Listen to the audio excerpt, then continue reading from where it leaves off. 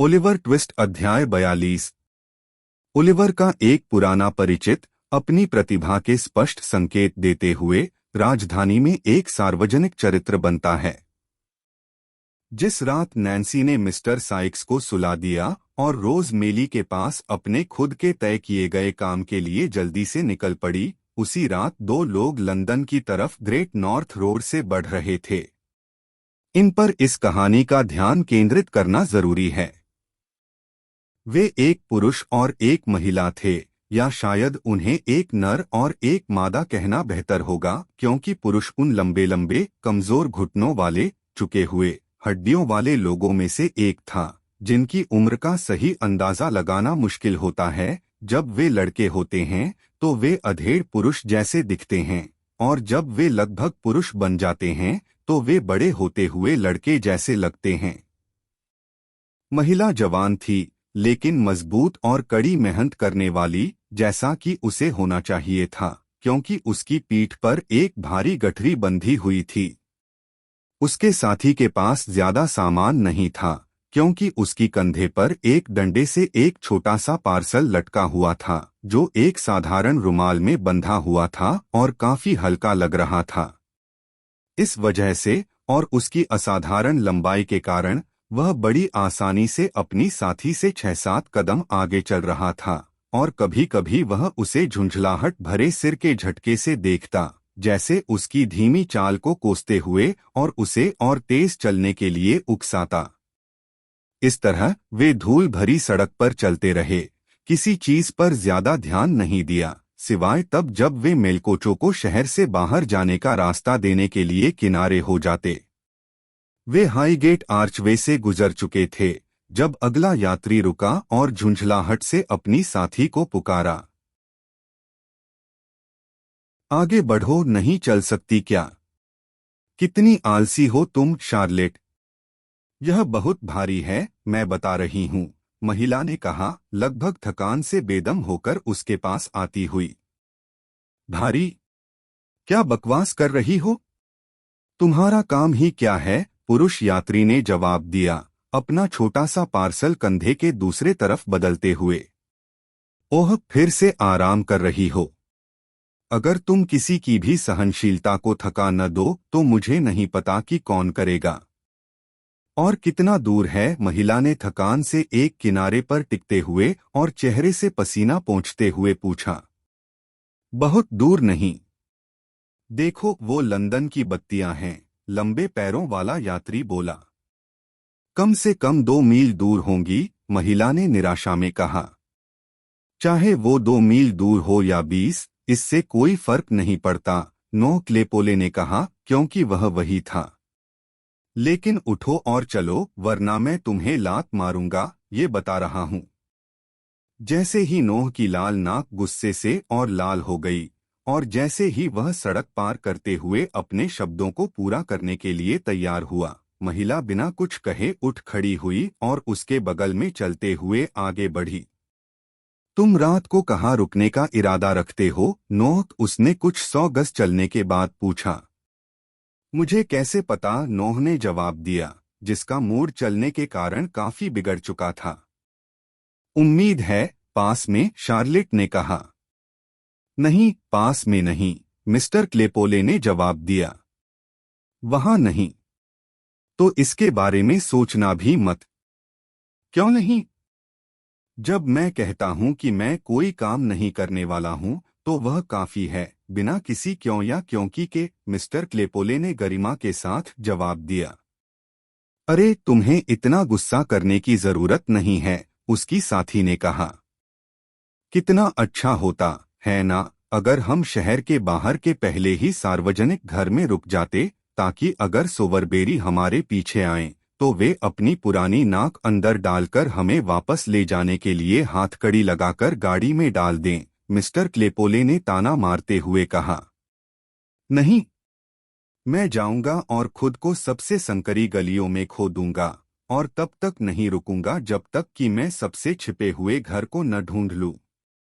ईश्वर का शुक्र है कि मेरे पास दिमाग है, क्योंकि अगर हमने शुरू में ही गलत रास्ते पर जाने की योजना न बनाई होती, और देश के बीचों बीच वापस न आए होते तो तुम हफ्ते भर पहले ही कड़ी मेहनत के साथ जेल में होती मेरी प्यारी, और मूर्ख होने के लिए तुम्हें सही सजा मिलती।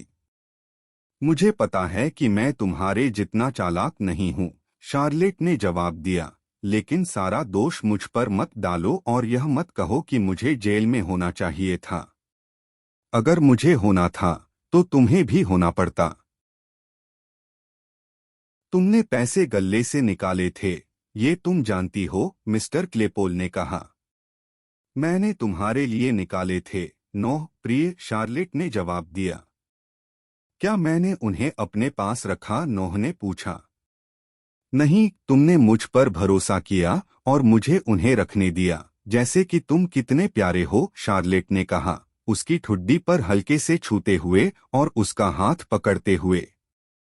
वास्तव में यही हुआ था, लेकिन क्योंकि मिस्टर क्लेपोल को किसी पर आंख मूंदकर भरोसा करने की आदत नहीं थी, इसलिए यह ध्यान रखना चाहिए कि उन्होंने शार्लेट पर इतना भरोसा इसलिए किया था कि अगर वे पकड़े जाते तो पैसे उसके पास मिलते, जिससे वह खुद को किसी भी चोरी से निर्दोष साबित कर सकते थे और आसानी से भागने का मौका पा सकते थे। जाहिर है, उन्होंने इस समय अपने इरादों के बारे में कोई सफाई नहीं दी और वे एक दूसरे के साथ प्यार से चलते रहे। इस सतर्क योजना को आगे बढ़ाते हुए मिस्टर क्लेपोल बिना रुके चलते रहे जब तक कि वे इस्लिंगटन के एंजल होटल नहीं पहुंचे, जहां उन्होंने समझदारी से अंदाजा लगाया कि यात्रियों की भीड़ और वाहनों की संख्या से लंदन सही मायनों में शुरू हो चुका था। उन्होंने यह देखने के लिए बस एक पल रुका कि कौन सी सड़कें सबसे भीड़भाड़ वाली दिखती हैं और इसलिए सबसे अधिक टालने लायक हैं।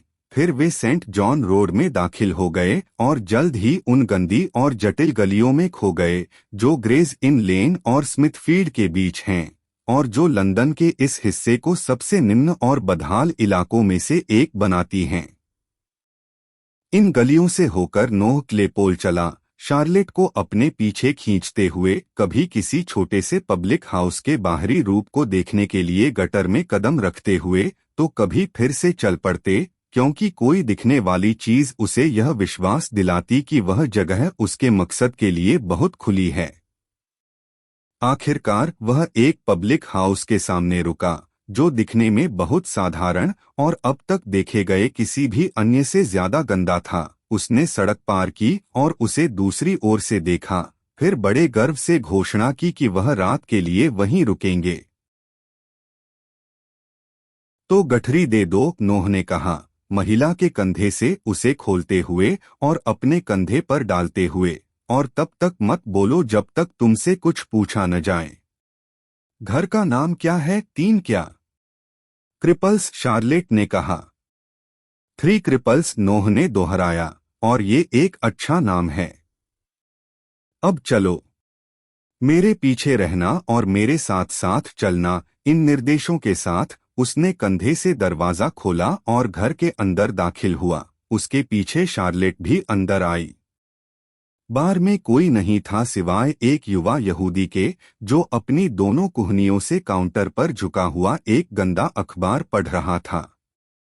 वह नोह को घूरते हुए देख रहा था और नोह उसे घूर रहा था। अगर नोह अपने चैरिटी बॉय के कपड़ों में होता तो यहूदी के उसकी ओर इतनी बड़ी आंखों से देखने का कोई कारण होता, लेकिन क्योंकि उसने अपना कोट और बिल्ला उतार दिया था और चमड़े के कपड़ों के ऊपर एक छोटी कमीज पहन रखी थी, तो कोई खास वजह नहीं दिख रही थी कि पब्लिक हाउस में उसका आना इतना ध्यान खींच रहा था। क्या यह 3 क्रिपल्स है? नोह ने पूछा। हाँ, यही इस घर का नाम है, यहूदी ने जवाब दिया। रास्ते में हम एक सज्जन से मिले जो हमें यहाँ रुकने की सलाह दे रहे थे, नोह ने कहा, शार्लेट को कुहनी से इशारा करते हुए, शायद उसे यह बताने के लिए कि यह सम्मान पाने के लिए एक बहुत ही चालाक तरकीब है, और शायद उसे चेतावनी देने के लिए कि वह कोई हैरानी न जताए। हमें यहाँ रात रुकने के लिए जगह चाहिए। मुझे पक्का नहीं पता कि तुम रुक सकते हो, बार्नी, जो वहाँ का सेवक था, ने कहा, लेकिन मैं पता करता हूँ। हमें टप रूम दिखाओ, और जब तक तुम पता कर रहे हो, हमें थोड़ा ठंडा मांस और बियर दे दो, ठीक है? नोह ने कहा। बार्नी ने उन्हें एक छोटे से पिछले कमरे में ले जाकर उनके सामने मांगा हुआ खाना रख दिया। ऐसा करने के बाद उसने यात्रियों को बताया कि वे रात में वहां रुक सकते हैं और फिर उन्हें उनके खाने पीने के लिए छोड़ दिया। अब यह पिछला कमरा बार के ठीक पीछे था और कुछ कदम नीचे था, इसलिए घर से जुड़ा कोई भी व्यक्ति एक छोटे पर्दे को हटाकर, जो दीवार में लगे कांच के एक छोटे पैन को ढकता था, जो फर्श से लगभग 5 फीट ऊपर था, आसानी से पिछले कमरे में बैठे मेहमानों को देख सकता था, बिना ज्यादा ध्यान आकर्षित किए। यह कांच दीवार के एक अंधेरे कोने में था, जिसके बीच और एक बड़ी सीधी लकड़ी की बीम के बीच में निगरानी करने वाले को खुद को सटाकर खड़ा होना पड़ता था। इसी जगह से कान लगाकर दीवार के उस पार हो रही बातचीत भी साफ साफ सुनी जा सकती थी।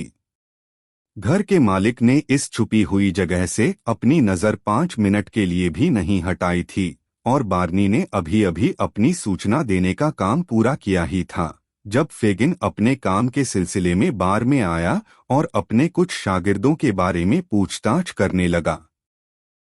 बार्नी ने कहा, अगले कमरे में अजनबी हैं।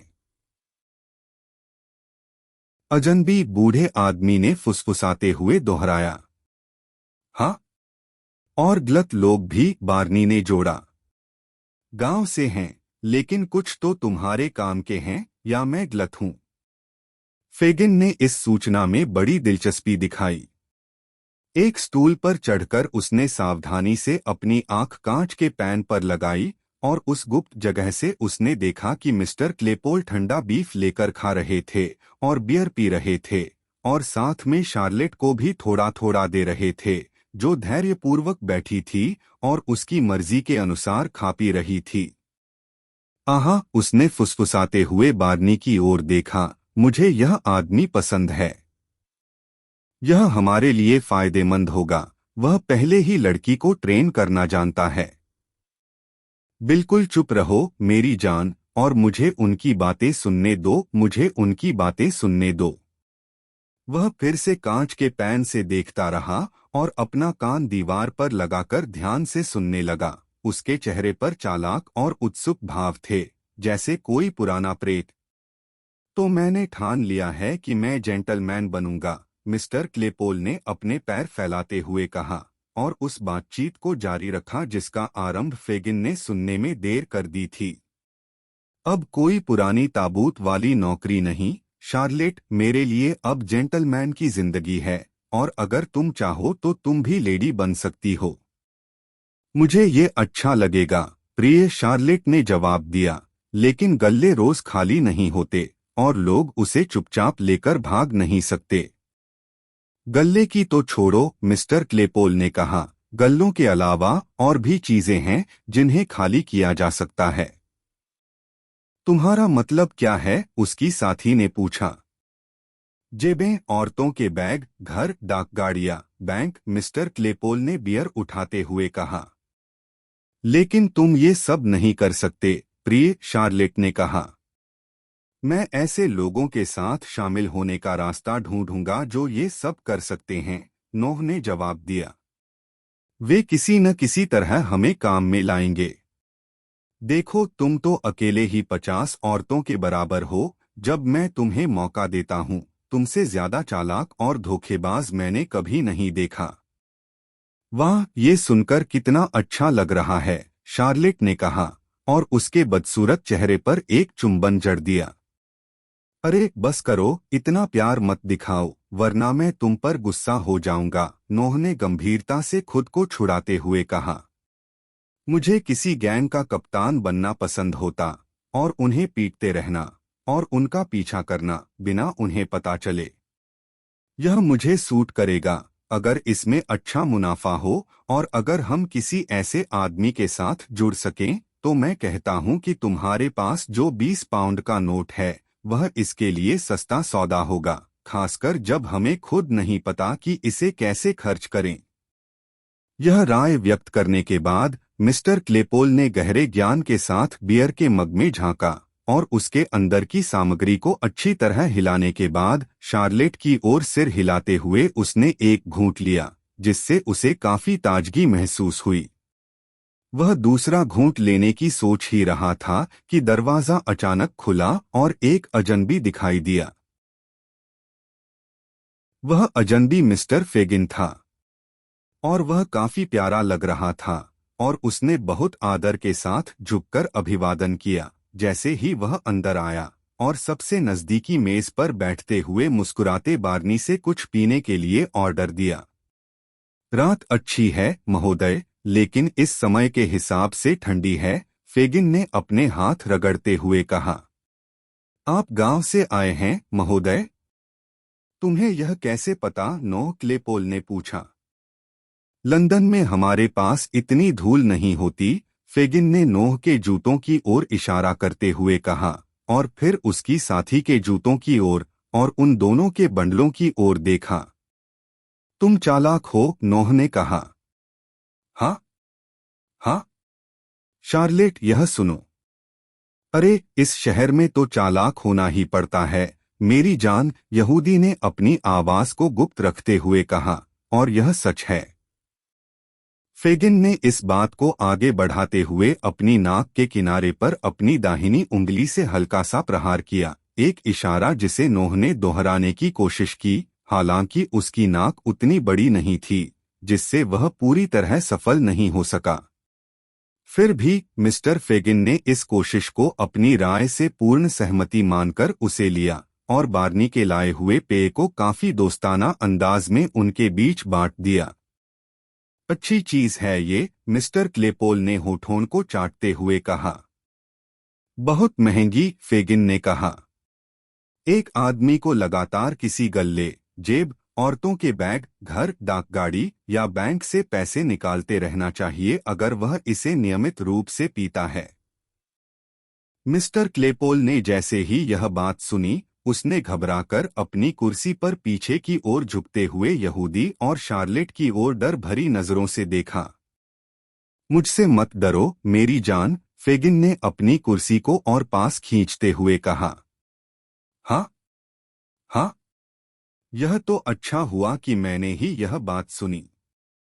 ये बड़ी किस्मत की बात है कि यह मैंने ही सुना। मैंने नहीं लिया था, नोह ने हकलाते हुए कहा। अब वह एक स्वतंत्र आदमी की तरह अपने पैर फैलाने के बजाय उन्हें कुर्सी के नीचे जितना हो सके समेटने की कोशिश कर रहा था। ये सब उसी का काम है, तुम्हारे पास है शार्लेट, तुम जानती हो तुम्हारे पास है। कोई फर्क नहीं पड़ता किसके पास है या किसने किया, मेरी जान, फेगिन ने कहा, लेकिन फिर भी उसने बाज जैसी नजर से लड़की और दोनों बंडलों की ओर देखा। मैं भी इसी धंधे में हूँ और मुझे तुम दोनों पसंद आए। किस धंधे में? मिस्टर क्लेपोल ने थोड़ा संभलते हुए पूछा। इसी धंधे में, फेगिन ने जवाब दिया। और इस घर के लोग भी यही करते हैं। तुमने सही जगह चुनी है और यहाँ तुम उतने ही सुरक्षित हो जितने कहीं और हो सकते हो। पूरा लंदन में इससे सुरक्षित जगह नहीं है जब तक मैं चाहता हूँ। और मुझे तुम दोनों से लगाव हो गया है, तो मैंने फैसला कर लिया है और तुम आराम से रह सकते हो।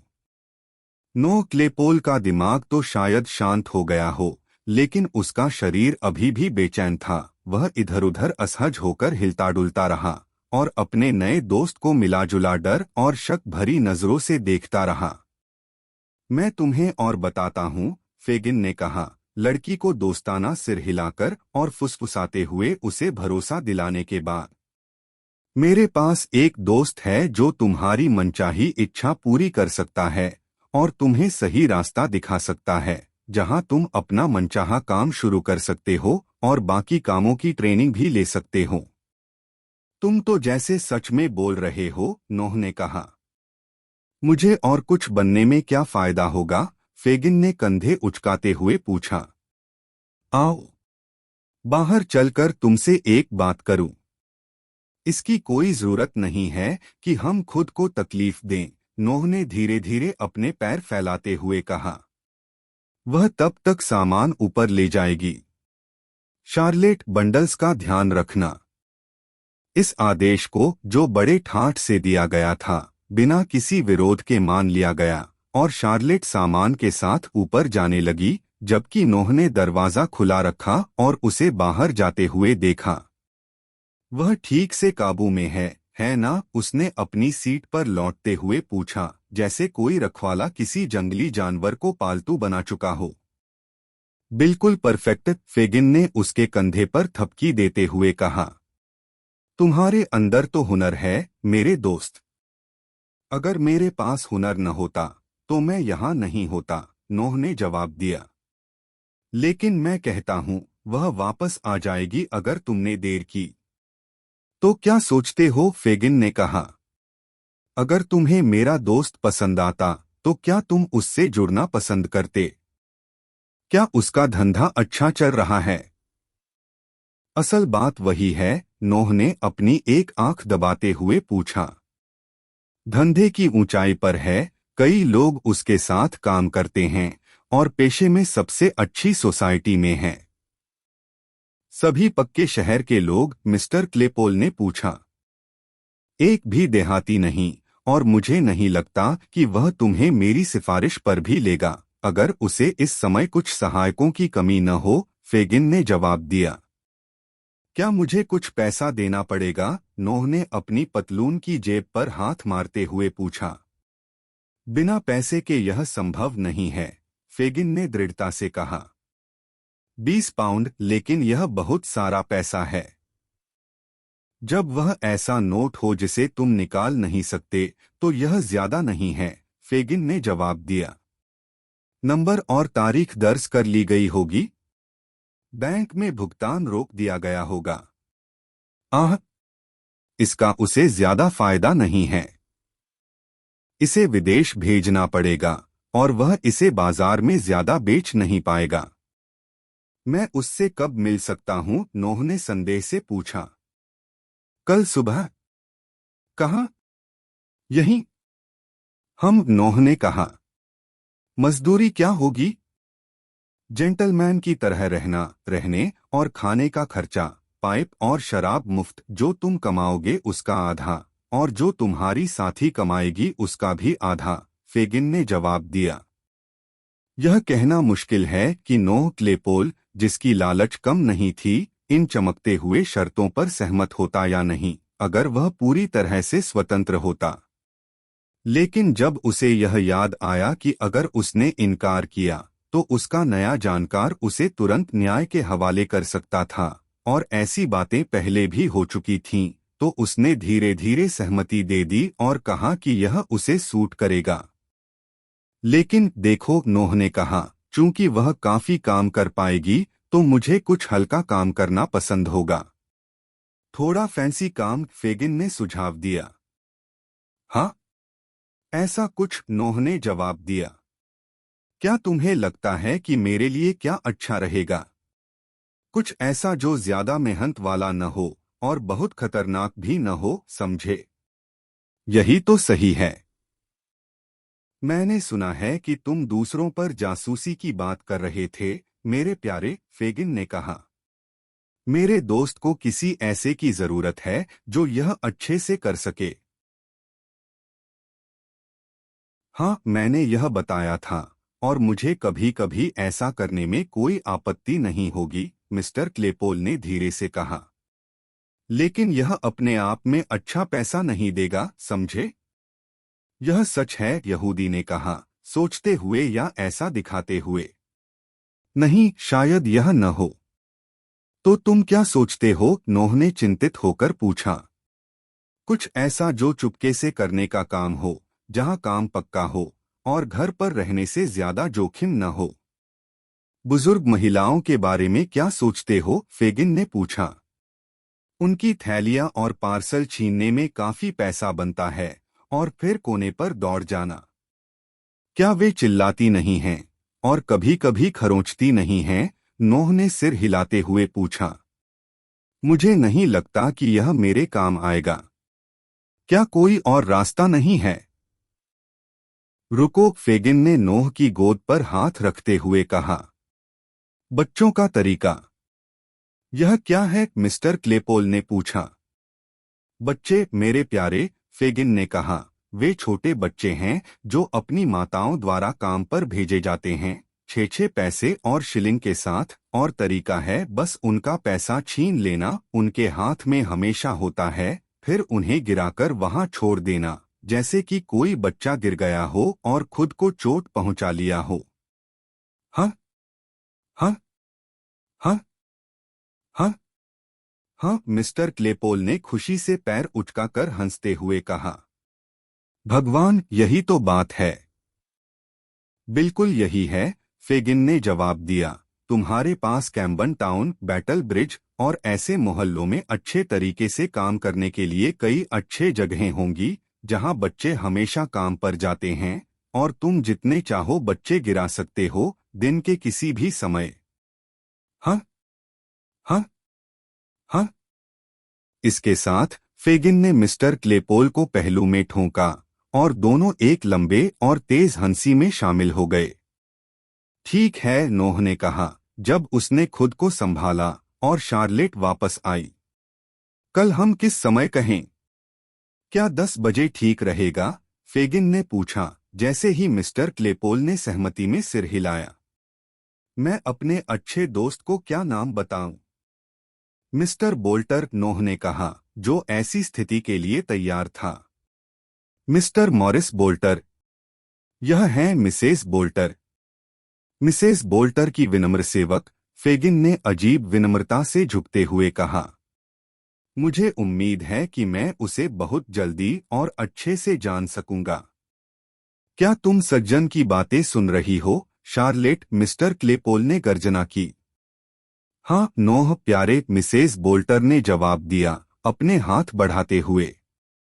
वह मुझे नोह बुलाती है, जैसे कि यह एक प्यार भरा तरीका हो। मिस्टर मॉरिस बोल्टर, जो पहले क्लेपोल थे, ने फेगिन की ओर मुड़ते हुए कहा। तुम समझते हो? ओह हाँ, मैं समझता हूँ पूर्णतः, फेगिन ने एक बार सच बोलते हुए कहा। शुभ रात्रि। शुभ रात्रि। कई अलविदा और शुभकामनाएं देते हुए मिस्टर फेगिन वहां से चले गए।